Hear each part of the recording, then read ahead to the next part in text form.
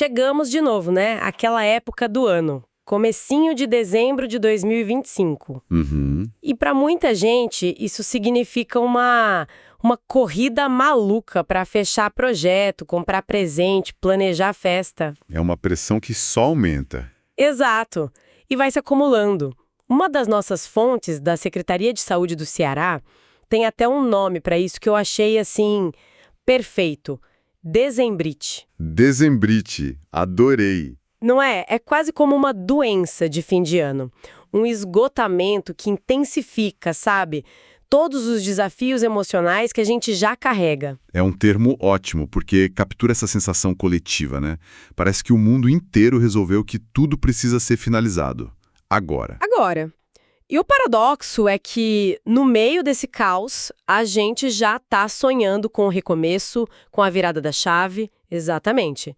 E é nessa transição entre o cansaço da dezembrite e a esperança do ano novo que a nossa análise de hoje se encaixa. A gente vai mergulhar a fundo numa iniciativa brasileira chamada Janeiro Branco. Uma iniciativa muito necessária. Muito. A nossa missão aqui é entender o que é essa campanha, por que ela é tão crucial no Brasil e o que as fontes que a gente analisou nos ensinam sobre prevenção e, o que é mais importante, sobre onde encontrar ajuda. E as fontes são ótimas. São. A gente tem materiais bem ricos. Um vem do CETENI, o Centro de Tecnologias Estratégicas do Nordeste, com uma pegada mais de dados, de estrutura, sabe? E o outro é da Secretaria de Saúde do Ceará, que foca muito no bem-estar, na prevenção. Nossa, essas duas fontes elas se completam muito bem. Uma dá o mapa do problema em escala nacional. Sim, com os números. Com números, políticas públicas. E a outra entrega, tipo o manual de instruções do cuidado no dia a dia. Juntas, elas contam a história inteira. Perfeito. Então, vamos começar pelo começo. Janeiro Branco. A primeira coisa que me chamou a atenção foi a simplicidade genial do conceito. A campanha foi criada em 2014 por um psicólogo de Minas Gerais, o Leonardo Abraão. E a ideia era criar um movimento de conscientização sobre saúde mental. Na mesma linha do Outubro Rosa e do Novembro Azul, né? Que já são bem conhecidos. Exato. Para criar essa referência, mas com uma diferença fundamental. Sim. Enquanto o Outubro Rosa e o Novembro Azul focam em doenças mais específicas, com exames, diagnósticos claros, o Janeiro Branco se propõe a falar de algo muito mais amplo, mais subjetivo, a saúde mental. Isso, e a escolha do mês e da cor não é só marketing, né? É o coração da mensagem. Totalmente. O nome Janeiro Branco é uma referência direta a uma folha em branco. Uma tela em branco. Isso. O próprio criador, que é citado na fonte do CETENI, diz que o mês é um convite para que cada pessoa reflita sobre suas emoções e relacione-se melhor consigo mesma. É uma metáfora poderosa, um convite para escrever uma nova história. E aqui está a genialidade que as fontes revelam. Não é só poesia. A psicologia mostra que essa virada de chave de fim de ano é um fenômeno real. As pessoas estão mais abertas, né? Exato. As pessoas estão com as defesas mentais, digamos, mais baixas para novas ideias. A campanha não está lutando contra a maré, ela está surfando uma onda que já existe na nossa cabeça. Entendi. Skolga Maley de Oliveira, na Fonte do Ceará, fala sobre isso. Ela conecta a folha em branco ao autoconhecimento. Diz que esse é o momento em que a gente é naturalmente convidado a uma nova reflexão. É uma escolha estratégica brilhante. Pegar carona num movimento que já é natural faz todo sentido.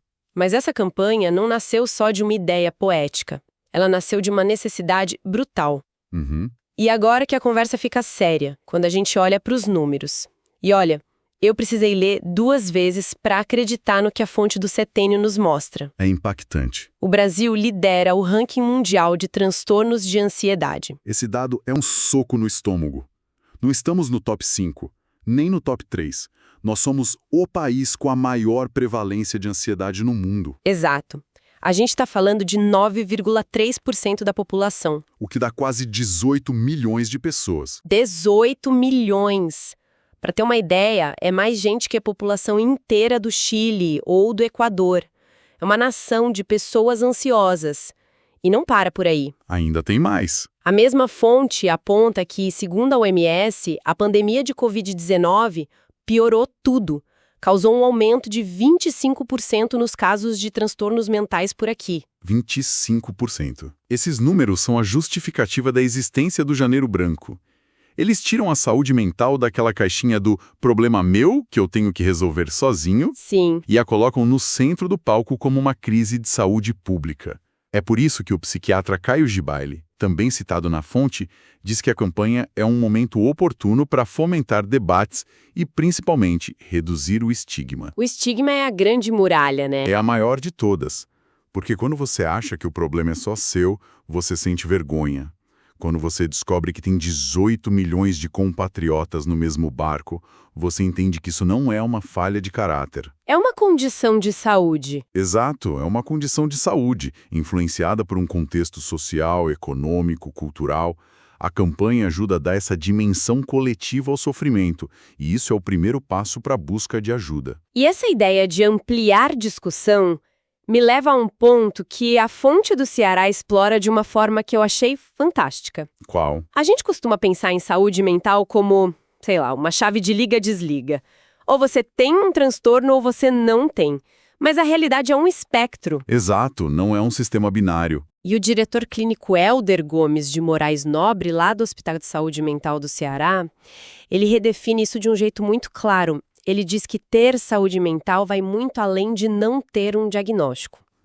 É ter bem-estar, qualidade de vida, estar bem consigo mesmo, com os outros e essa parte-chave, saber lidar com os estressores do cotidiano. Essa frase, estressores cotidiano, é fundamental, porque ela tira a saúde mental do consultório e a coloca na nossa vida real.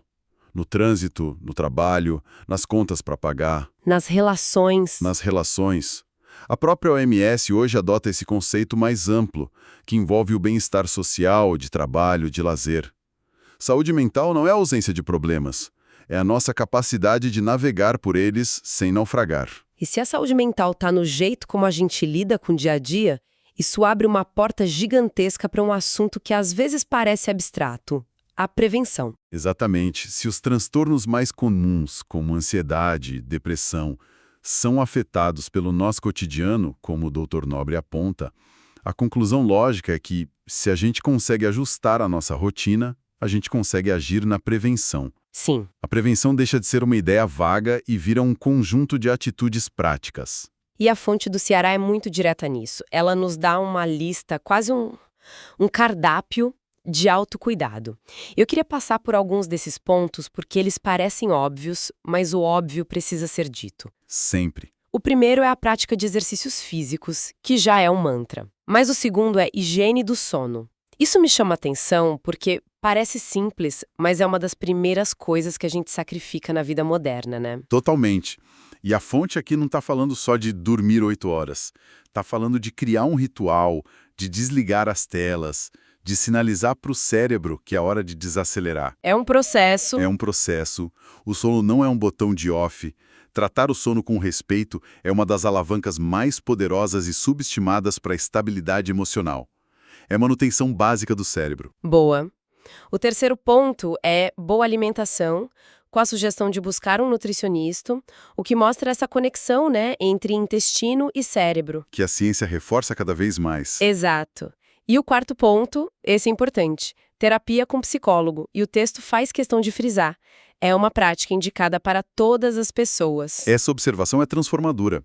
Ela tira a terapia do lugar de tratamento para loucos e a coloca no lugar de ferramenta de autoconhecimento. De desenvolvimento pessoal. Isso.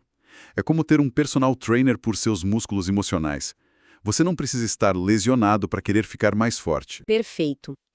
A lista segue com pontos como ter momentos de lazer com amigos e família, exercer a fé para quem é religioso e um último que é crucial: evitar o uso de substâncias psicoativas. Álcool, drogas, cigarros. Isso.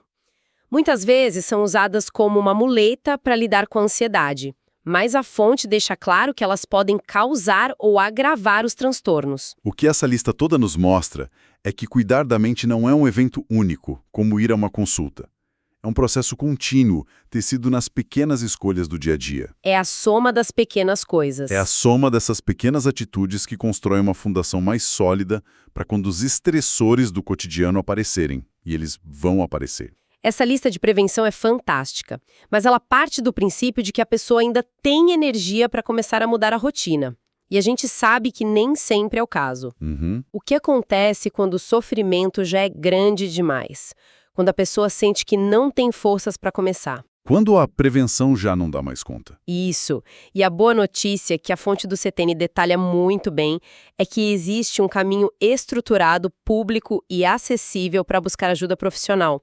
E a porta de entrada é muito mais perto do que as pessoas imaginam. Essa parte é fundamental para desmistificar a ideia de que tratamento de saúde mental é um luxo para poucos. Exato.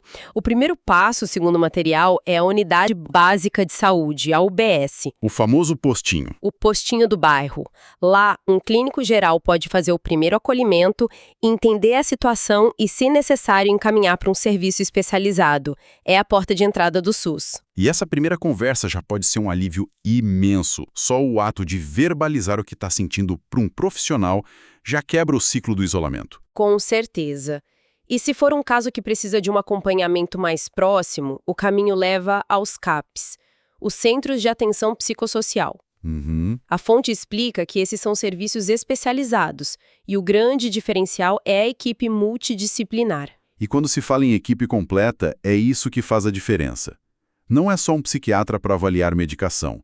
É ter um psicólogo para terapia, um assistente social para ajudar com questões de trabalho ou família, terapeuta ocupacional. Um cuidado integral. É um cuidado que enxerga a pessoa por inteiro, não só a doença. A fonte ainda menciona que existem CAPs especializados como o CAPSI, para crianças e adolescentes, e o CAPSAD, focado em álcool e outras drogas. O que mostra que a rede tenta ser bem específica. Exato, e além do SUS, são citadas outras duas alternativas importantes. As clínicas Escola de Psicologia, em universidades, que oferecem atendimento gratuito ou a preços simbólicos. E o CVV, o Centro de Valorização da Vida. O CVV é um recurso vital. É um apoio emocional disponível 24 horas por dia, anônimo, pelo telefone 188 ou por chat. Para quem está num momento de crise aguda, de desespero, saber que existe uma voz amiga do outro lado da linha a qualquer hora pode literalmente salvar uma vida. Saber onde ir é metade da batalha, mas a outra metade, que é igualmente importante, é saber quando ir. Sim. E aqui, a fonte do CTN traz um conselho do psicólogo Cristiano Nabur, que é ouro. Ele fala sobre a importância de identificar os sinais precoces do sofrimento. Não esperar a casa pegar fogo para chamar os bombeiros. Exatamente. Ele cita exemplos práticos. A pessoa começa a se isolar dos amigos, tem alterações bruscas de humor. Que não são normais para ela. Isso. Ou o padrão de sono muda completamente, se ele é com insônia ou sono excessivo. São pequenas bandeiras vermelhas que o nosso corpo e comportamento nos dão. E aprender a ler esses sinais em nós mesmos e nas pessoas que a gente ama é um ato de cuidado fundamental. Transforma a busca por ajuda de um último recurso, de um ato de desespero, em um ato de autocuidado consciente. E preventivo. Preventivo. É como ir ao médico fazer um check-up quando você sente uma dorzinha estranha, em vez de esperar virar uma emergência. Saber onde ir e reconhecer quando ir. Com essas duas informações, a gente derruba o estigma e abre a porta para o cuidado. Então, amarrando tudo que a gente explorou, fica claro que o Janeiro Branco é bem mais que uma campanha colorida de um mês. Muito mais. É um convite para a gente começar o ano letivo da nossa própria mente, com uma nova perspectiva. As fontes nos mostraram a urgência disso, com números que assustam, nos deram um guia prático de prevenção focado no dia a dia e, por fim, desenharam um mapa claro dos caminhos para encontrar ajuda. Se a gente conecta todos esses pontos, o que as fontes revelam é uma abordagem de 360 graus. Tem o pilar da conscientização pública, que é o Janeiro Branco em si. Colocando o tema na conversa. Exato. Tem o pilar da ação individual, que são esses hábitos de prevenção. E tem o pilar da estrutura de apoio social, que é a rede do SUS e de outras organizações. Fica muito nítido que cuidar da saúde mental é uma responsabilidade compartilhada. Uma responsabilidade compartilhada, gostei disso. Não é um peso que ninguém precisa carregar sozinho. E essa ideia nos leva naturalmente a um último pensamento para quem está nos ouvindo. Mana, A gente falou bastante daquela definição ampla de saúde mental do Dr. Alder Nobre, lembra? Uhum, lembro. Aquela que não é só ausência de doença, mas que envolve bem-estar, lidar com estressores, incluindo aspectos sociais, de trabalho, de lazer. Isso me fez pensar, No quê? se a nossa saúde mental também depende desses fatores externos, um ambiente de trabalho saudável, segurança financeira, acesso a lazer de qualidade, até que ponto a prevenção é uma responsabilidade puramente individual? E qual seria, então, o papel das empresas, das escolas, da nossa comunidade na construção de ambientes que promovam ativamente o bem-estar mental antes mesmo que os problemas apareçam?